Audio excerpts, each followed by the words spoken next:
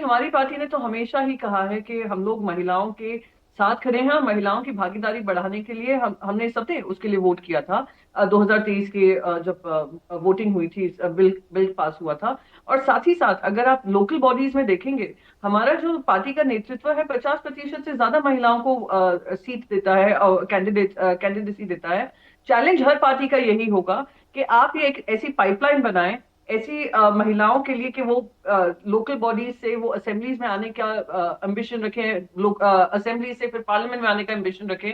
तो वो महिलाओं को ट्रेन करना, महिला एक इम्पोर्टेंट भाग निभा सके राजनीति में, वो इम्पोर्टेंट रहेगा। मेरी पार्टी तो हमेशा पक्षधार रही है कि महिलाओं की भागीदारी होनी चाहिए। इनफैक्ट वन्य हिंदू हृदय सम्राट बाला साहब ठाकरे जी का मानना था कि हर पक्ष के ऊपर ये जिम्मेदारी छोड़ दीजिए, 33% उनको अपने कैंडिडेट्स देने ही हैं।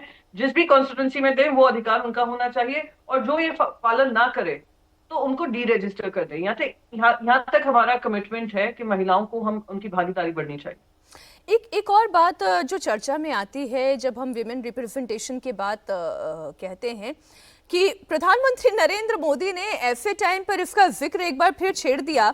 ऐसे टाइम पर ये स्पेशल सेशन बुला लिया गया जब हम जानते हैं कि चुनाव चल रहा है। चुनाव को लेकर बातें भी चल रही हैं, प्रचार भी चल रहा है, और पश्चिम बंगाल वहां तो खुद महिला मुख्यमंत्री है और महिलाओं के लिए कितने सारे लुभावने वादे हर पॉलिटिकल पार्टी ने किए। उसमें ये मैं नहीं कह सकती कि केवल टीएमसी कर रही है या बीजेपी कर रही है, कांग्रेस भी कर रही है, बाकी पार्टीज भी कर रही है।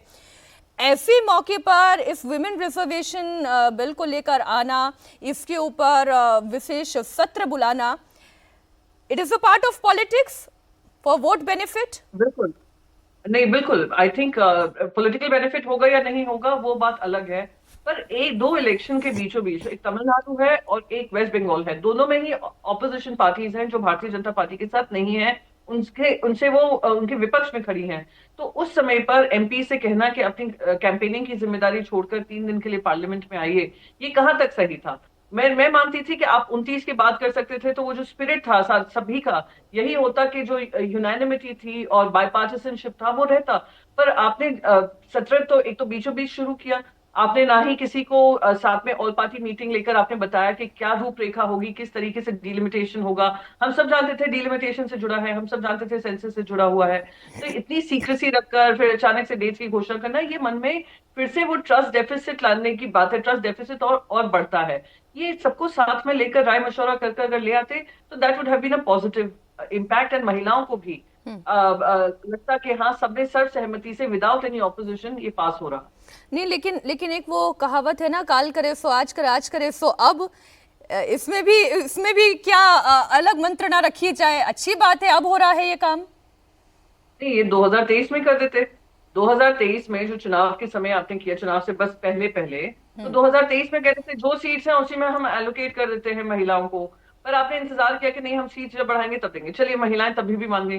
फिर मैंने दोनों पार्टियों का देखा, कांग्रेस पार्टी हो या Bharatiya Janata party, national parties जो हैं, उन्होंने कितनी सीट्स दी लोकसभा में महिलाओं को? करीब 12% सीट्स। फिर अगर रीजनल पार्टीज में जाए 15% दी। और अभी जो हाल ही में चुनाव चल रहे हैं, हाल जी। ही के चुनाव में 9 या 12% से ज्यादा नहीं बढ़ा है।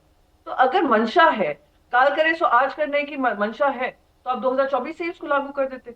तो ये इसलिए एक अटपटा लग रहा है। अब चुनाव 2029 में है, 2029 में अभी 3 साल है। तो आप इस इलेक्शन के बीचों बीच क्यों ला रहे हैं? 5 दिन और रोक लेते। बस ये है, एक मन में ये शंका है। But I would still say कि in the spirit of living up to a commitment to the women of this country, ये इसमें सर्व सहमति बनाने की कोशिश अब सरकार की जिम्मेदारी होगी।